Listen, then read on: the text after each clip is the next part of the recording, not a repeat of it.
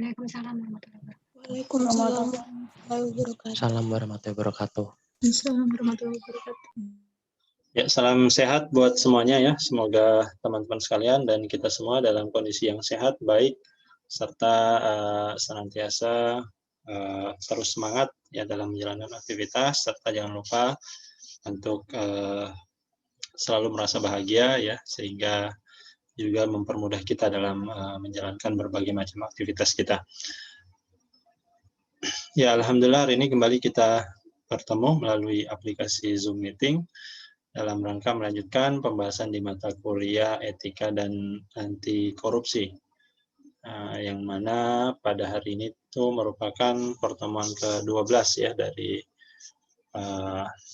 mata kuliah kita. Berdasarkan RPS kita lihat hari ini rencananya kita akan bahas tentang perbedaan ya terkait gratifikasi ya, suap dan pemerasan, dan nanti rencananya ya kita akan menyimak video rekaman kuliah umum yang dilaksanakan di jurusan Kepegawaian dan Cukai ya, karena di video tersebut juga membahas terkait integritas, kemudian gratifikasi dan juga etika dalam bermedia sosial. Ya, menurut saya terkait materi kita di pekan ini itu tidak terlalu banyak ya masalah gratifikasi, pemerasan dan juga suap. Ya, kita juga sudah singgung sebenarnya di pekan lalu ya di materi delik-delik tindak pidana korupsi. Ya, adapun masalah perbedaannya ya nanti juga disinggung ya oleh narasumber dari Inspektorat Jenderal. Ya. Selain itu menurut saya materi terkait integritas dan etika bermedia sosialnya juga menurut saya penting ya, dan juga bisa menjadi pengingat kembali ya atau refresh buat kita semua ya terkait hal tersebut. Tapi sebelumnya sebagaimana biasa kita akan mulai dengan presentasi terlebih dahulu ya dari kelompok yang belum ini. Kita lihat dulu.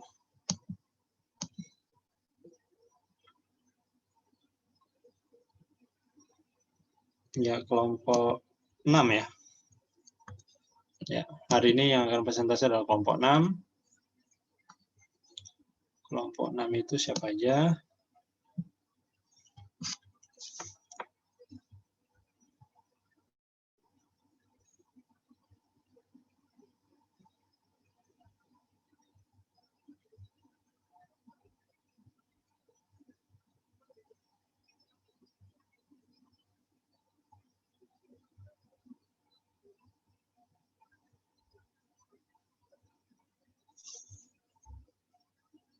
Hesti, Saldan, dan Tia ya. Oke, silakan kelompok 6. Sama satu lagi Syifa. Ada 4 orang ya. Baik Pak, sebelumnya mohon izin waktunya untuk mempersiapkan ya Pak. Terima kasih. Oke.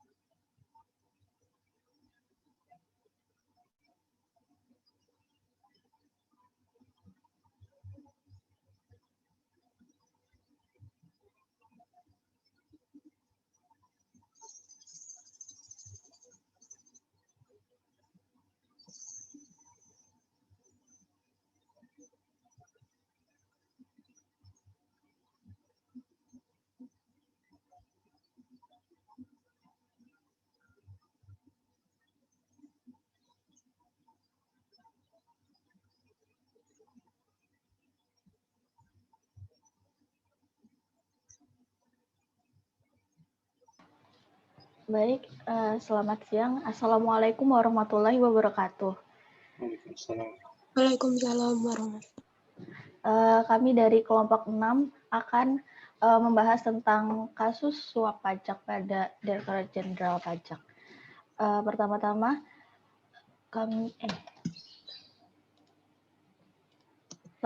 ini adalah anggota kelompok kami. Saya Devtiana Nur Alif dan ada Hesti, Syalda Nuraska, dan Syifa. Kemudian akan dijelaskan deskripsi kasusnya oleh Syifa. Cek. Udah masuk ya suaranya? Sudah, Syifa. Oke. Jadi kita akan membahas mengenai kasus suap pajak pada Direktorat Jenderal Pajak. Di sini deskripsi kasusnya dijelaskan bahwa Komisi Pemberantasan Korupsi atau KPK itu menetapkan 6 orang tersangka dalam kasus dugaan suap. Nah, kasus dugaan suap ini terjadi pada Direktorat Jenderal Pajak Kementerian Keuangan. Nah, 6 orang ini siapa aja? Yang pertama, dengan inisial apa atau Angin Prayitno Aji, dia adalah seorang Direktur Pemeriksaan dan Penagihan pada DJP tahun 2016 sampai 2019. Yang kedua, ada Dadan Ramadhani atau DR. Beliau adalah Kepala Subdirektorat Kerjasama dan Dukungan Pemeriksaan pada DJP.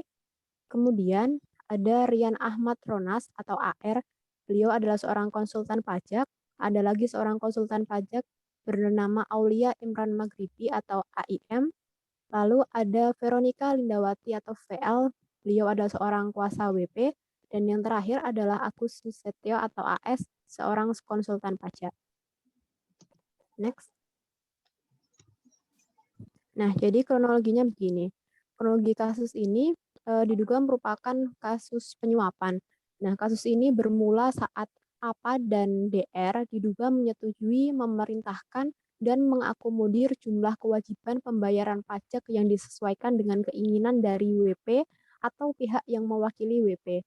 Jadi dia melakukan menyetujui, memerintahkan, mengakomodir kewajiban pembayaran pajak yang disesuaikan dengan keinginan WP tadi.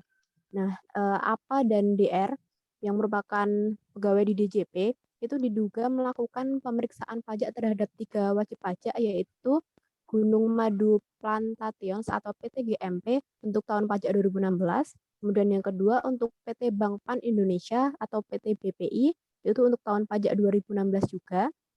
Dan yang terakhir untuk PT John Lynn Baratama atau PT JB itu untuk tahun pajak 2016 dan 2017. Lanjut. Nah, jadi terkait hasil pemeriksaan pajak untuk 3 wajib pajak tadi, yaitu pada PT GMP, PT BPI, dan PT JB, itu dilakukan oleh APA bersama DR. Nah, diduga APA dan DR ini menerima sejumlah uang. Jadi kronologinya sebagai berikut.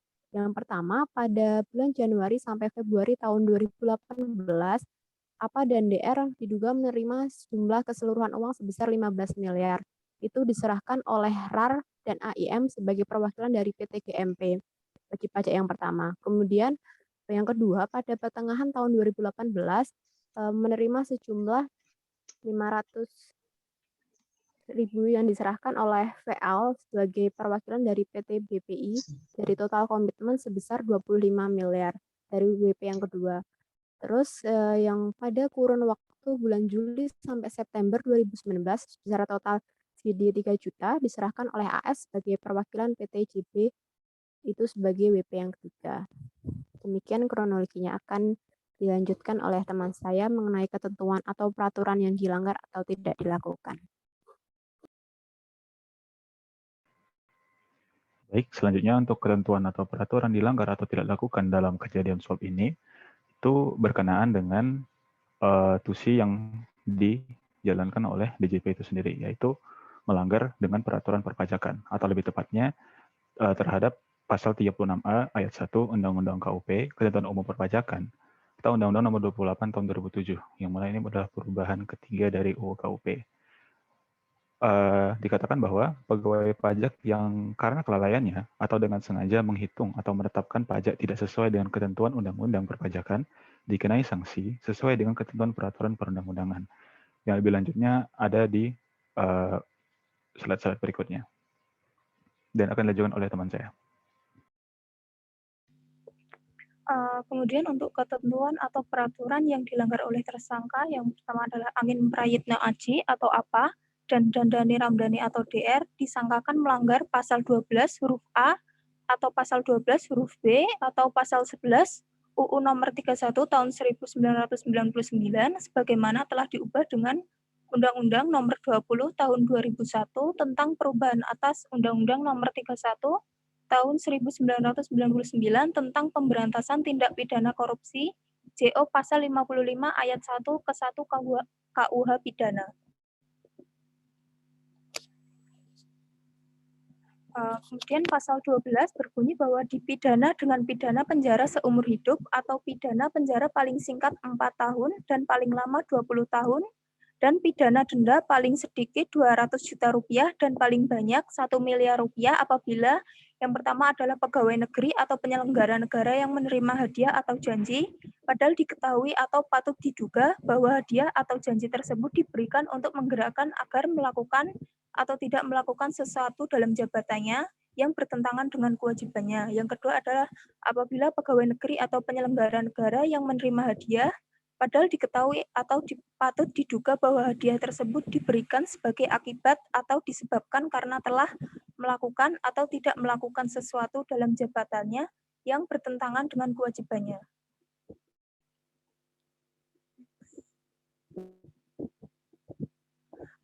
Kemudian pasal 11 berbunyi bahwa dipidana dengan pidana penjara paling singkat 1 tahun dan paling lama 5 tahun dan atau pidana denda paling sedikit 50 juta rupiah dan paling banyak 250 juta rupiah apabila pegawai negeri atau penyelenggara negara yang menerima hadiah atau janji padahal diketahui atau patut diduga bahwa hadiah atau janji tersebut diberikan karena kekuasaan atau kewenangan yang berhubungan dengan jabatannya atau yang menurut pikiran orang yang memberikan hadiah atau janji tersebut ada hubungan dengan jabatannya. Selanjutnya akan diteruskan oleh Tia. Saya dulu. Kemudian selain dari pihak penerima tadi, yaitu Bapak APA dan Bapak DR tadi, berikut juga peraturan dari sanksi yang dikenakan kepada 4 pihak lainnya, yaitu Bapak Arar, Rian Ahmad Ronas, Bapak AIM, Aulia Imran Maghribi, Veronica Lindawati VL, dan Agus Susetio selaku pihak pemberi hadiah atau janji ini kepada Bapak APA dan Bapak DR tadi. Mereka disangkakan melanggar pasal 5 ayat 1 huruf A atau pasal 5 ayat 1 huruf B atau pasal 13 Undang-Undang Nomor 31 tahun 1999 sebagaimana telah diubah dengan Undang-Undang Nomor 20 tahun 2001 tentang perubahan atas Undang-Undang Nomor 31 tahun 1999 tentang pemberantasan TPK junto pasal 55 ayat 1 ke 1 KUHP. Di sini jelaskan bahwa untuk pasal 5 ayat 1 dipidana dengan pidana minimal 1 tahun, maksimal 5 tahun, dan pidana denda minimal 50 juta rupiah dan maksimal 250 juta rupiah untuk setiap orang yang memberi atau menjanjikan sesuatu kepada pegawai negeri atau penyelenggara negara dengan maksud supaya pegawai negeri atau penyelenggara negara tersebut berbuat atau tidak berbuat sesuatu dalam jabatannya yang bertentangan dengan kewajibannya, atau memberi sesuatu kepada pegawai negeri atau penyelenggara negara karena atau berhubungan dengan sesuatu yang bertentangan dengan kewajiban dilakukan atau tidak dilakukan dalam jabatannya. Kemudian untuk pasal 13, setiap orang yang memberi hadiah atau janji kepada pegawai negeri dengan mengingat kekuasaan atau wewenang yang melekat pada jabatan atau kedudukannya, atau oleh pemberi hadiah atau janji dianggap melekat pada jabatan atau kedudukan tersebut, dipidana dengan pidana penjara paling lama atau maksimal 3 tahun atau denda maksimal 150 juta rupiah. Selanjutnya dilanjutkan dengan pelajaran yang dapat diambil dari kejadian suap pajak ini. Kemudian dari kasus suap pajak tersebut terdapat pelajaran yang dapat diambil dari kasus tersebut, yaitu baik WP, pemeriksa pajak maupun pejabat di lingkungan DJP hendaknya itu melakukan masing-masing hak dan kewajibannya itu secara penuh dengan integritas, bukannya malah ingin mendapatkan imbalan, hadiah atau sogokan seperti yang telah dijelaskan tersebut. Kemudian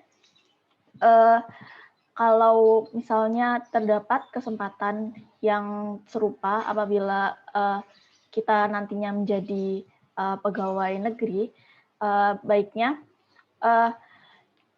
kita harus seperti video yang ditayangkan Bapak sebelumnya, yaitu kita harus melihat ke depannya. Itu hanyalah keuntungan yang sementara, dan nanti akan ada ganjarannya di kemudian hari, bahkan lebih besar dari yang Anda dapatkan.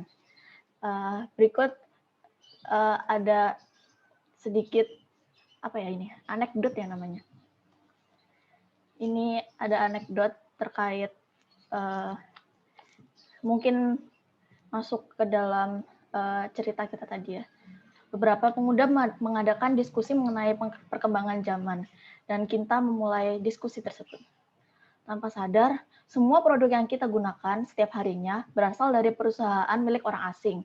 Berarti kita memperkaya orang asing dong. Kemudian Roni menjawab, ya memang begitulah praktik kapitalisme di negara kita.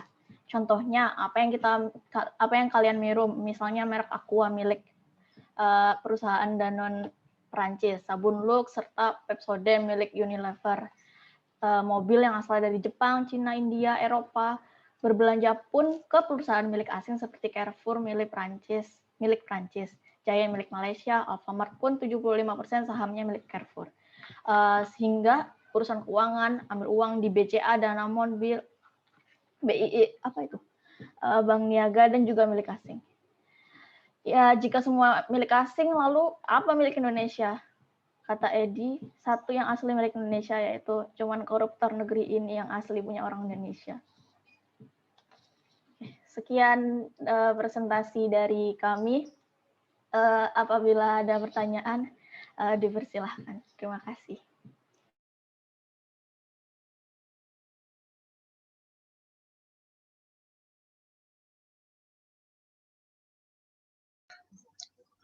Ya, silakan kalau ada tanggapan atau pertanyaan terkait pembahasan yang disampaikan oleh kelompok 6.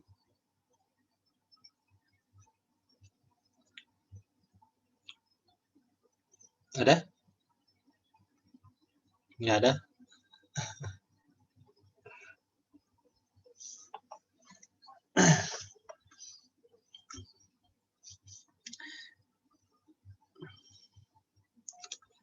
Ya, kalau nggak ada berarti udah ya. Iya, lagi-lagi ya mungkin teman-teman juga merasa ini mungkin ya ada sedikit kebosanan juga, Pak. Kok itu terus ya yang diulang-ulang masalah pelanggaran dan seterusnya ya, masalah korupsi yang ada di sekitar kita. Ya ini juga sebenarnya saya ingin menunjukkan atau kami ingin menunjukkan bahwa ya memang ya kondisi di negara kita pelanggaran-pelanggaran masalah korupsi ataupun yang lainnya itu sangat banyak dan mungkin sangat dekat berada di sekitar kita. Teman-teman nanti sebagai salah seorang atau salah satu calon ya PNS atau CPNS di mungkin ada sebagian besar di Kementerian Keuangan ataupun di kementerian lembaga lainnya, itu nanti kemungkinan besar akan berhadapan langsung ya atau akan ada di depan mata kalian pilihan terkait hal tersebut. Apakah akan melakukan korupsi atau tidak? Ya. Video-video ini ya setidaknya untuk menunjukkan ya bahwa ya cepat atau lambat tadi disinggung oleh Tia juga, cepat atau lambat ya kita akan ketahuan ya atau perbuatan itu akan ketahuan. Ya, dan ya seperti yang kita sampaikan pekan lalu, apa sih tujuan yang ingin dicapai? Ya, apa sih yang ingin didapatkan dari hal tersebut? Ya. Ketika teman-teman bercita-cita menjadi seorang ASN atau PNS, ya bergabung di Pekenstan, apa sih yang diinginkan? Ya, apa yang diinginkan? Ya, mungkin ada yang bilang saya ingin mengabdi kepada negara, ya kepada NKRI. Ya, itu betul, ya. Tapi saya kira kita juga nggak bisa menafikan bahwa ya selain pengabdian, ya kita juga butuh penghasilan ya untuk mencukupi kehidupan kita. Minimal kita atau teman-teman berharap minimal bisa menghidupi kehidupan kami secara layak misalnya. Dan memang di Kementerian Keuangan ya dari sisi penghasilan ya itu memang kita ya kalau saya bisa katakan difasilitasi dengan penghasilan yang cukup ya, yang lumayan ya, bahkan jika dibandingkan dengan kementerian lain ya atau lembaga lain, walaupun arahnya nanti ke depan semuanya akan sama ya, karena Kementerian Keuangan lebih dulu saja ya, kemarin lebih dulu yang menjadi pionir ya, melakukan reformasi birokrasi, sehingga terkait penghasilannya lebih awal ya menerima secara full. Adapun yang lainnya akan menyusul secara berkala sesuai dengan kemampuannya memenuhi standar yang sudah ditetapkan di negara kita. Ya, jadi kembali lagi sebenarnya apa sih tujuan? Ya, kalau tujuannya untuk bahagia, sebagaimana yang saya sebutkan pekan lalu, ya, ketika teman-teman atau ketika pelaku-pelaku koruptor itu tertangkap, apakah kebahagiaan yang dicapai? Tentu tidak. Ya, tentu jadinya kesengsaraan, kesedihan. Bahkan bukan cuma dia saja yang harus menanggung, tapi justru orang-orang yang mereka sayangi, mereka cintai, yang ada di sekitarnya juga ikut merasakan. Ya, tadi ada sedikit cuplikan percakapan di akhir itu ya. Saya sebenarnya ya kalau menurut saya sih ya percakapan yang kurang optimis lah. Masa dikatakan bahwa negara kita yang ada cuma koruptor. Ya, enggak juga ya. Kita harus optimis bahwa ya memang kondisi saat ini ya seperti itu. Tapi teman-teman sebagai calon pemimpin di masa yang akan datang, ya, saya katakan begitu ya siapa lagi yang akan memimpin kalau bukan generasi teman-teman sekalian.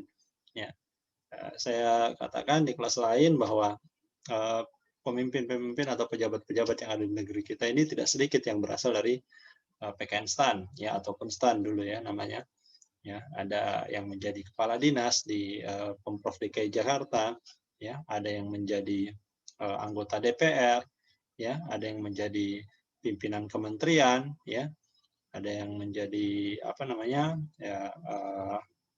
pengusaha juga ada, ya, ada teman kuliah S2 kemarin itu ternyata dia alumni STAN, ya, profesinya apa? Ya ternyata profesinya sekarang itu sebagai konsultan, ya, sebagai pengusaha. Ya jadi banyak ya, walaupun tadi saya katakan yang lebih banyak itu justru menjadi pimpinan ataupun pejabat ya di lingkungan kementerian maupun lembaga di negara kita. Nah, ketika kalian berada di posisi tersebut, tentu tantangan-tantangan tadi itu akan ada di depan kalian dan perubahan itu ada di tangan kalian. Ya, jangan sampai menganggap ya udah karena banyakannya kayak gitu ya udah kita ikutan aja, jangan. Ya. Justru teman-teman sekalian yang harus menjadi agen perubahan ya untuk merubah hal itu. Ya, walaupun mungkin sedikit ya, tapi ketika semuanya bersatu itu akan menjadi kekuatan sendiri dan yakinlah ya di Indonesia bukan hanya koruptor yang ada ya, tapi yang lain juga banyak ya. Ya, produk-produk yang bisa bersaing pun ya kita harus optimis bahwa nanti pada saatnya ya suatu saat nanti ya kita bisa bersaing juga ya untuk menghasilkan produk-produk yang bisa bersaing secara internasional. Ya, kita punya potensi kemarin itu di acara apa ya kemarin ya saya dengar di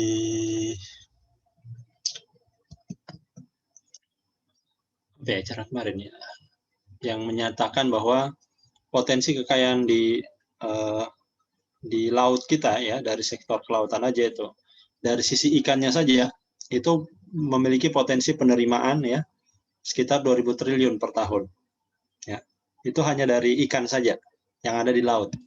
Indonesia apakah hanya punya ikan saja atau punya laut saja? Tidak. Ada gunung banyak ya, kemudian banyak tambang-tambang batu bara, sungai-sungai, hutan dan sebagainya itu sangat banyak. Ketika itu bisa dikelola dengan baik ya dan teman-teman juga termasuk nanti orang-orang yang berada di pucuk pimpinan yang akan menentukan mau dikelola seperti apa, itu kita punya potensi besar untuk menjadi negara yang disegani ya di tengah-tengah internasional ya, bukan hanya sekedar sebagai kita kan dikenal sebagai negara konsumtif ya, banyak konsumennya ya, belanja terus ya. Saking kayanya tuh belanja terus kita negara Indonesia itu. Ya. Itu juga mungkin menunjukkan ya salah satu parameter bahwa Indonesia itu betul-betul negara kaya. Kenapa?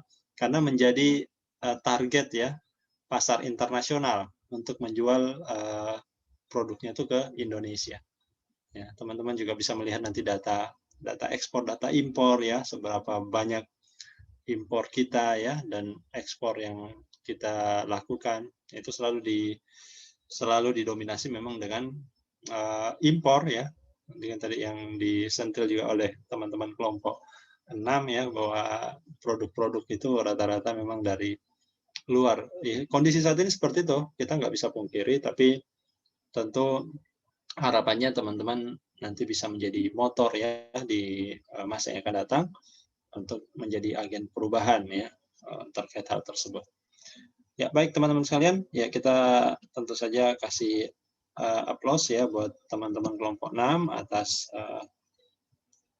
presentasinya, materinya saya kira juga sangat menarik atau sangat dekat dengan kita terkait Direktorat Jenderal Pajak ya, yang sangat dekat lah dengan kita, sehingga tadi ya sekali lagi mengingatkan ya ketika teman-teman berada di lingkungan kerja itu betul-betul ada di depan mata, tinggal kita memilih ya apakah kita akan terlibat dengan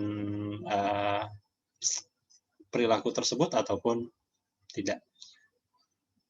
Oke, berikutnya saya akan memutarkan video rekaman ya. Ini videonya sebenarnya durasi totalnya 2,5 jam, tapi saya akan potong, skip ya. Mungkin hanya sekitar 1,5 jam aja. Tolong teman-teman bisa simak beberapa hal mungkin yang disampaikan, mungkin kedengarannya cukup berulang ya dengan apa yang sudah pernah kita sampaikan, khususnya terkait integritas, dan juga kita sudah sampaikan berkali-kali bahwa masalah integritas ini hal yang memang harus sering diulang-ulang ya, untuk sekali lagi mengingatkan kita semua ya, masalah integritas itu hal yang perlu untuk diulang-ulang, karena kalau nggak diulang-ulang kita hanya sekedar tahu teorinya ya susah untuk mengaplikasikannya.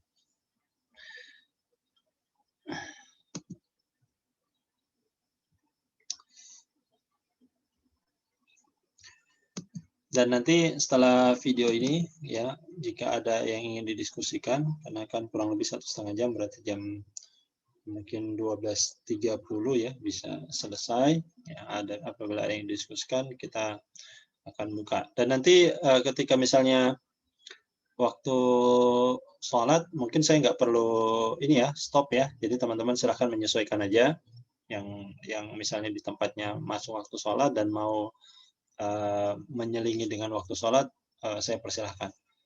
Oke, tapi sebelumnya saya mohon maaf ini teman-teman sekalian ya untuk ini kan posisinya sekarang ngerekam ya? Enggak ya? Ya ngerekam ya. Jadi untuk ini perekaman mungkin kita tidak, saya nonaktifkan dulu ya teman-teman sekalian, karena ini ya nih nggak bisa ya. Tadi Tia yang ngerekam atau iya, siapa? saya hentikan aja Pak. Ya, dihentikan aja dulu. Ya, tadi ya silahkan dilanjut rekodnya. Ya, jadi tadi itu ya mungkin ya setidaknya banyak hal ya, informasi-informasi yang bisa kita dapatkan ya terkait dari pengalaman teman-teman di Inspektorat Jenderal ya. Tadi juga sudah menyinggung sebenarnya sebagian materi yang mestinya kita bahas hari ini, yaitu terkait gratifikasi, suap, dan pemerasan tadi juga sudah dibahas. Jadi saya kira juga mengcover ya apa yang harus kita bahas di kesempatan kali ini. Adapun masalah prosedur misalnya bagaimana melaporkan gratifikasi ya ke unit pengendali gratifikasi ataupun ke KPK, nanti teman-teman bisa lihat di slide yang ada di LMS saja ya, saya kira itu mudah sekali dipahami ya. Itu terkait prosedurnya saja, alurnya ya, bagaimana kita ya sebagai seorang ASN nantinya jika ingin melaporkan hal-hal terkait gratifikasi yang diterima. Oke, untuk kesempatan ini ya kurang lebih 20 menit sampai 25 menit ke depan ya kita buka sesi diskusi ataupun tanya jawab. Ya, silakan kalau ada yang mau bertanya masalah terkait video tadi ataupun hal-hal lain ya yang berkaitan, ya kita masih persilahkan. Ya, tentu nanti juga saya akan minta pandangan yang lain ya, dari situ kita juga bisa menambah wawasan semakin luas ya terkait hal ini. Oke, saya persilahkan kalau ada yang ingin ditanyakan atau ditanggapi.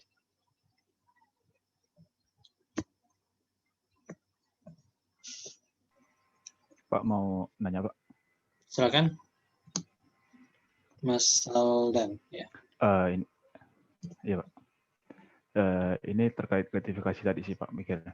Ini kan lagi momen Lebaran Pak ya, baru beberapa hari yang lalu kita Hari Raya Idul Adha, gitu kan? Nah itu seingat saya di rumah itu kemarin ada yang kayak ngasih parcel gitu, ada 1 apa 2 gitu. Itu kan istilahnya kan pemberian dari orang gitu, yang mana itu dalam halnya orang itu ikhlas ngasih itu. Itu saya kurang tahu sih dari mana, dan entah dari perusahaan atau dari kantor, saya kurang tahu jelasnya. Tapi itu tuh dalam hal ngasih itu bisa digolongkan sebagai gratifikasi nggak sih Pak? Soalnya kan kalau saya mikirnya ini kan kayak dia ngasih kan dalam rangka kayak lagi perayaan gitu Pak. Ini kan Hari Idul Adha itu kayak orang ngasih kayak merayakan, kayak ngasih selamat gitu istilahnya. Nah itu apakah dia ngasih gitu tuh boleh-boleh aja? Padahal saya mikir itu niatnya itu kayak sekedar merayakan gitu. Dan saya mikirnya itu kan kayak palingan baik-baik aja gitu kan, husnuzonin gitu, kayak udahlah palingan sama-sama ngerayain gitu istilahnya. Itu sih Pak. Makasih Pak. Ya. Oke, terima kasih Mas Aldan atas pertanyaannya. Ada yang mau tanggapi atau langsung saya yang tanggapi?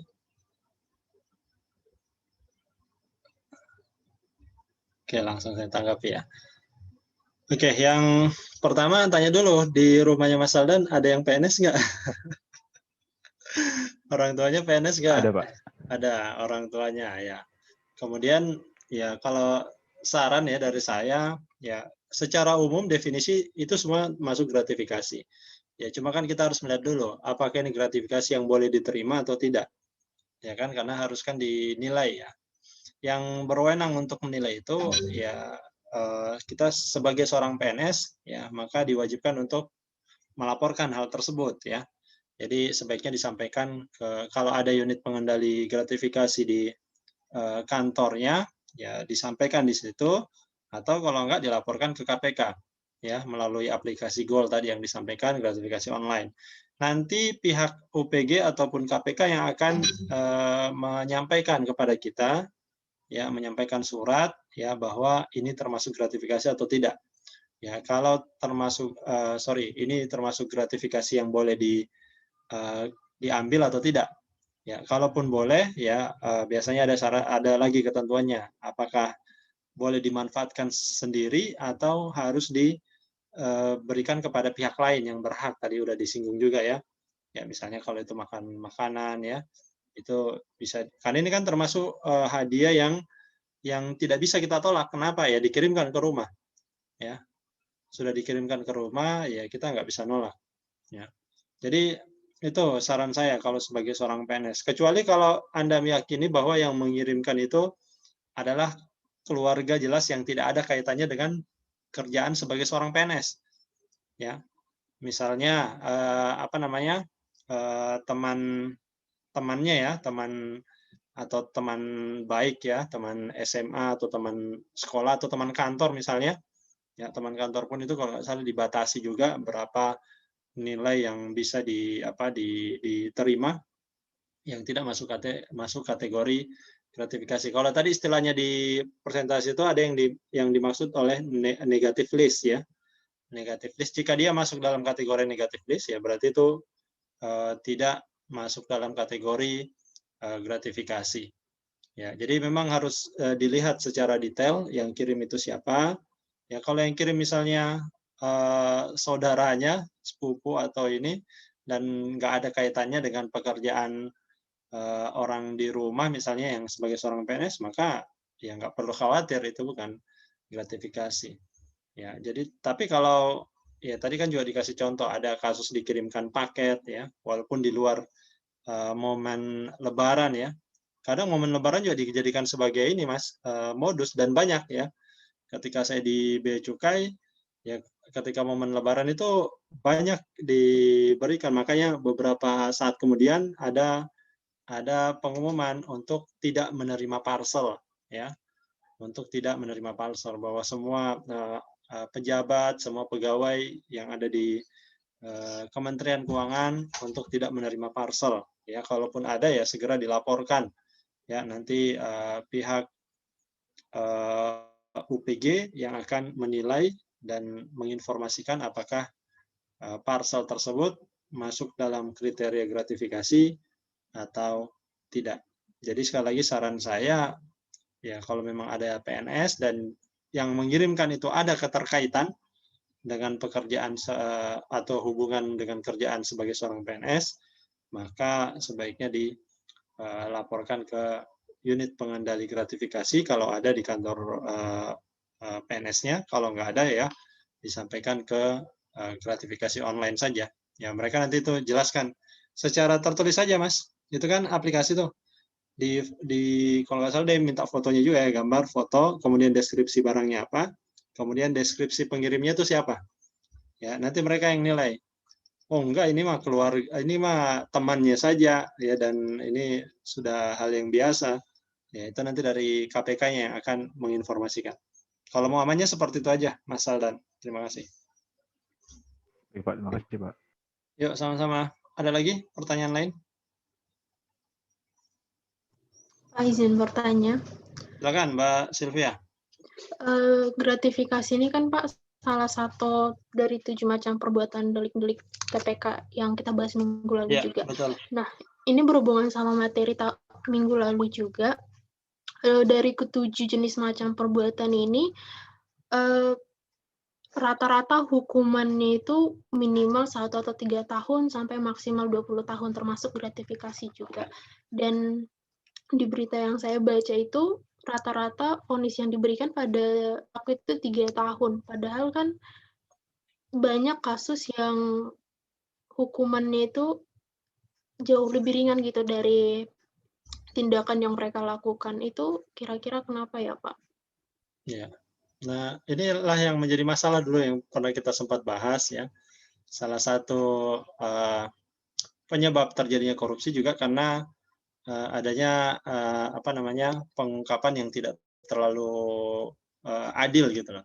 Jadi semacam seperti ada tebang pilih ya, dan itu memang dirasakan oleh masyarakat ya. Jadi ada yang kejahatannya atau nilai dari kejahatan korupsi itu besar tapi hukumannya nggak seberapa dibandingkan dengan penjahat lain atau kriminal lain yang mungkin nilainya tidak seberapa tapi justru hukumannya jauh lebih berat. Belum lagi informasi ataupun hal-hal yang terungkap ya ketika mereka berada di tahanan ternyata masih bisa mendapatkan berbagai macam fasilitas ya, seolah-olah bukan di penjara. Ya, jadi ini memang menjadi menjadi PR juga ya. Ya, dan kita agak sulit. Kenapa? Karena ketika sudah menjadi keputusan pengadilan ya, hasil pengadilan keputusan hakim itu adalah keputusan yang inkrah ya, nggak bisa lagi kita ganggu gugat kecuali kalau ada banding dari pihak-pihak yang terlibat dalam kasus tersebut ataupun ada hal-hal lain ya yang dilihat sehingga dilakukan PK ya, peninjauan kembali terkait kasus tersebut. Ya memang kita agak miris ya, dan memang fakta banyak terjadi seperti itu ya, orang-orang yang kita melihat secara aturan ya mestinya ya di atas misalnya 5 tahun ya, tapi kenyataannya dihukum ya di bawah 3 tahun ataupun sekitar 3 tahun dengan berbagai macam pertimbangan ya. Ada yang meringankan karena inilah dianggap kooperatif ya, dianggap selama mengikuti persidangan santun dan sebagainya ya. Padahal kemarin juga kan minggu lalu juga sempat saya tekankan itu di dalam pasal di awal-awal di pasal 2 ayat 2 kalau nggak salah ya di penjelasannya, bahwa ketika kejahatannya itu terkait dengan atau korupsinya itu terkait dengan bantuan ya bencana ya seperti bansos atau bantuan-bantuan bencana lainnya, maka itu bisa menjadi salah satu dasar untuk memperberat sanksi ya, memperberat sanksi. Nah ini kita nggak tahu, nanti kita lihat aja kasusnya, misalnya untuk kasus bansos kemarin ya itu kan belum masuk ke atau belum disidangkan ya. Kita lihat aja nanti keputusannya seperti apa. Apakah itu dijadikan sebagai pemberat? Ya kalau misalnya nggak ada, ya kita juga nggak bisa apa-apa ya. Ya paling yang ada di situ jaksa penuntut ya, harusnya mereka pasti sudah hafal lah undang-undang tipikor ya, sudah sering menggunakan undang-undang tipikor dan sudah sangat paham terkait hal tersebut ya. Seharusnya terlihat tuh mereka akan menyampaikan menjadi salah satu pemberatnya karena itu ya, karena disebutkan jika itu dana bantuan yang juga dikorupsi harusnya bisa menjadi alasan untuk memperberat hukuman. Ya, jadi memang miris Mbak ya, artinya kita melihat secara nyata di sekitar kita ya faktanya seperti itu. Ya, kalau ditanya apa penyebabnya, ya apa ya kira-kira teman-teman yang lain ada ya yang bisa ini kasih masukan apa yang menyebabkan gitu? Ya mungkin karena apa ya, belum ya mungkin karena nilai-nilai integritasnya masih belum ini mungkin ya, belum bisa diaplikasikan secara benar ya atau secara penuh ya, khususnya para ya aparat penegak hukum dalam hal ini ya, karena harusnya mereka bisa melihat ya. Tapi kan kita nggak bisa apa-apa ketika sudah hasil pengadilan, nggak bisa orang luar protes, itu udah putusan hakim, nggak bisa, kecuali kalau ada yang banding dan ada peninjauan kembali. Mungkin itu Mbak Sylvia, atau kalau yang lain juga mau menambahkan ada pandangan, oh ini Pak penyebabnya ini yang menjadi alasan kenapa keputusannya atau putusannya seperti itu. Silakan. Itu mungkin Mbak Sylvia dari saya ya.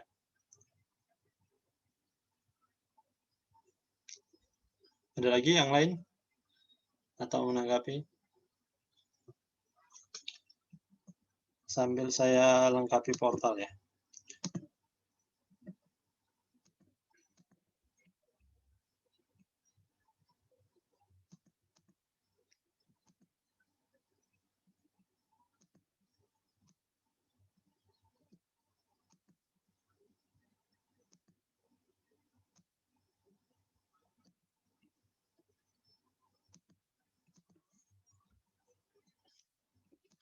Ya, tadi menarik yang akhir-akhir tadi yang disampaikan bahwa ada salah satu survei yang mengatakan bahwa di dalam satu lingkungan organisasi ya atau di dalam lingkungan kerja ya ada 10% ya dia berdasarkan hasil kajiannya dinyatakan itu ada 10% ya hasil survei ya 10% karyawan ataupun pegawai yang memiliki integritas, dan ada 10% yang lain yang sebaliknya yang melakukan fraud ya. Dan sisanya 80% ternyata mereka ini adalah follower ya. Jadi pengikut aja. Ya, dan mereka cenderung mengikuti siapa yang paling berpengaruh antara 10% yang berintegritas dengan 10% yang melakukan fraud ya. Jadi dan tadi disinggung misalnya di Kementerian Keuangan ya saat ini ya kalau kita lihat ya yang 10% yang berpengaruh itu adalah 10% yang berintegritas ya. Ya, sehingga ya tentu kesempatan teman-teman sekalian ya, misalnya nanti teman-teman bergabung di Kementerian Keuangan ataupun dimanapun Anda berada, ya ada peluang atau besar kesempatan untuk bergabung bersama orang-orang yang memiliki integritas tersebut. Tapi juga tidak menutup kemungkinan ya Anda juga akan diperhadapkan dengan 10% yang tadi ya, 10% yang melakukan fraud tersebut. Dan tentu mereka juga akan berupaya untuk mencari atau mendapatkan follower, kira-kira gitu ya, mencari followernya, ya, mencari orang-orang yang mau bersama mereka, ya, dengan mengiming-imingi misalnya keuntungan secara instan, ya, atau kekayaan secara instan, ya. Itu sangat, kalau di zaman saya dulu kerja di Bea Cukai, ya sebenarnya kalau mau itu ya gampang, dan sangat mudah, ya. Ya, apalagi kalau yang bertugas di lapangan, itu sangat mudah. Ya, saya waktu di Batam itu tahun 2010, ya, 2009, ya kita lihat itu di bandara itu, di lacinya itu penuh dengan uang mungkin apa ya, bukan uang receh sih, uang kertas gitu, uang 50.000, 100.000, itu banyak di lacinya itu. Ya. Nah, ini uang ini bisa ya tergantung orangnya yang ada di situ. Apakah mau dilaporkan, ya dicatat sebagai penerimaan negara, atau bisa dicatat sebagai penerimaan apa? Ya, penerimaan sendiri atau ya, itu bisa ya, karena waktu itu kan tidak seperti sekarang. Sekarang itu harus semuanya melalui misalnya billing ya, melalui apa namanya, pembayaran lewat virtual account ya, melalui billing ya. Pada saat itu belum. Jadi misalnya ketika ada masyarakat yang ingin pergi dari Batam ke Jakarta misalnya, dan dia membawa barang elektronik yang dibeli di Batam ataupun dibeli dari Singapura, ya nilainya masuk, dikenakan bea masuk, maka itu harus membayar, ya. Setelah dihitung, misalnya harga barangnya misalnya 5 juta, karena bea masuk 10%, ya berarti 500.000, belum pajak dalam rangka impornya, ya kurang lebih ya mungkin sekitar 800 sampai 1 juta rupiah, ya. Itu bayarnya paling cash pada saat itu, ya, bayarnya cash. Ataupun kalau kita pada saat itu Bea Cukai, kadang kan ada yang menolak nih, nggak mau bayar gini nih, dan bilang enggak, saya nggak mau bayar, nggak ada uang soalnya. Silahkan kalau mau ditahan, kan nggak mungkin kita mau tahan orangnya, ya. Barangnya juga kita mau tahan, ya kadang ini juga mereka juga nggak mau ya, bersikuku. Akhirnya petugas mengambil diskresi biasanya. Ya udah deh, seadanya aja, bayar seadanya aja.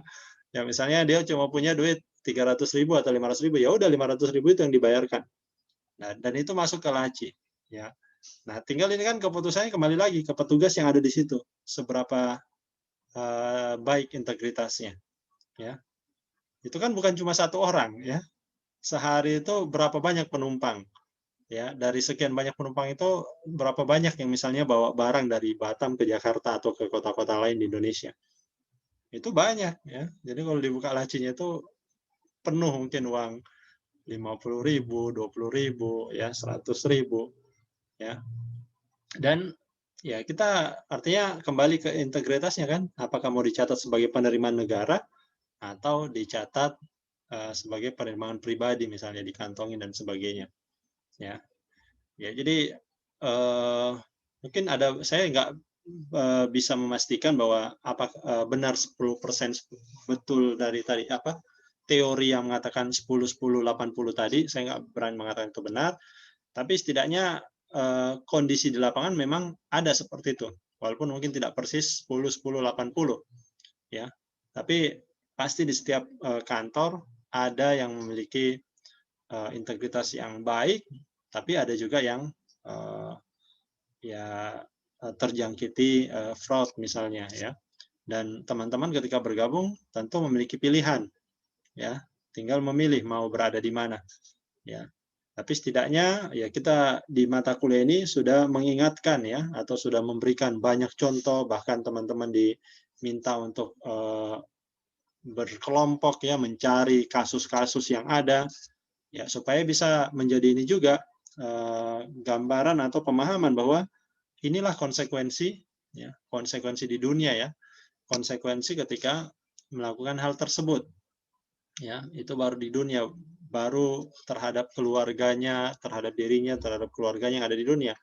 Kalau di akhirat, ya kita sebagai orang beragama ya harusnya juga meyakini hal tersebut akan ada konsekuensi lagi di sana, ya. Sedangkan tujuannya apa? Ya, tujuan teman-teman bergabung menjadi ASN, PNS, bergabung di PKN STAN, ya saya yakin sebagian besar untuk mendapatkan kebahagiaan tentu saja.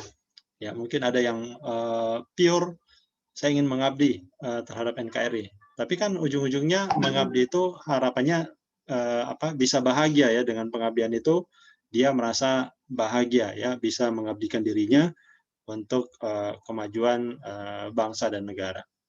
Ya, jadi mungkin itu teman-teman sekalian ya, mudah-mudahan rekaman video tadi ya sekali lagi bisa memberikan kita peringatan ya bahwa nanti teman-teman ketika bergabung, tadi juga diulang-ulangi kan kasusnya banyak, dan yang melakukan itu bukan, atau sebagian besar justru generasi teman-teman sekalian nih ya, generasi milenial ya, yang memang banyak berada saat ini di garis terdepan ya. Di bea cukai, ini nggak apa-apa saya sering menyebutkan bea cukai karena itu yang paling gampang di kepala saya ya. Di bea cukai ya, yang berada di garis terdepan itu ya teman-teman yang baru lulus misalnya dari golongan 2, golongan 3, yang sebagai pelaksana berada di garis terdepan, yang langsung berhadapan dengan pengguna jasa ya. Saya mau lewat, saya bawa barang nih, bawa minuman keras ya. Oh, itu nggak boleh masuk, Pak. Terus ditawarin dolar misalnya $50, mau nggak terima atau enggak? Itu kan keputusannya sama teman-teman nih ketika menghadapi situasi itu. Ya, di sini ya kita mengingatkan tentu saja bahwa ya seharusnya itu ditolak dengan tegas dan tetap diberlakukan aturan yang memang berlaku di negara kita. Dimanapun teman-teman nanti berada, ada yang di bea cukai mungkin, ada yang di pajak, ada yang di DJPB ya, perbendaharaan, mungkin ada yang di anggaran, atau ada yang di kementerian lembaga lainnya ya. Mungkin nanti ya siapa tahu ada yang jadi gubernur nantinya ya, ada yang jadi bupati dan seterusnya ya. Mudah-mudahan apa yang kita pelajari ya, khususnya di PKN STAN ini, yaitu bisa menjadi pengingat buat kita semua. Dan ini juga tentu bagi saya juga ini menjadi suatu teguran keras juga ya, atau menjadi tanggung jawab yang sangat besar juga ya, ketika ya harus menyampaikan hal ini dan juga tentu harus diaplikasikan dalam kehidupan sehari-hari. Oke, saya kira itu aja teman-teman sekalian. Mudah-mudahan sekali lagi bisa menambah memberikan manfaat lah buat kita semua. Dan kembali ya, saya tadi dengar kabar ya ada teman-teman yang sedang sakit ya, kita doakan semua semoga segera diberikan kesembuhan, kesehatan ya, dan terus bersemangat ya. Perlu semangat juga walaupun sedang sakit, harus tetap semangat ya, harus berhusnuzon ya, atau selalu merasa bahagia ya, agar ya semuanya bisa segera dilalui dan bisa kembali beraktivitas sebagaimana sedia kala. Oke, demikian mungkin saya akhiri sesi kita di siang hari ini dengan mengucapkan salam. Wassalamualaikum warahmatullahi wabarakatuh. Selamat siang dan salam sehat untuk kita semua. Terima kasih. Waalaikumsalam warahmatullahi wabarakatuh. Terima kasih banyak, Pak. Terima kasih, Pak. Ya, sama-sama. Semua izin saya tutup.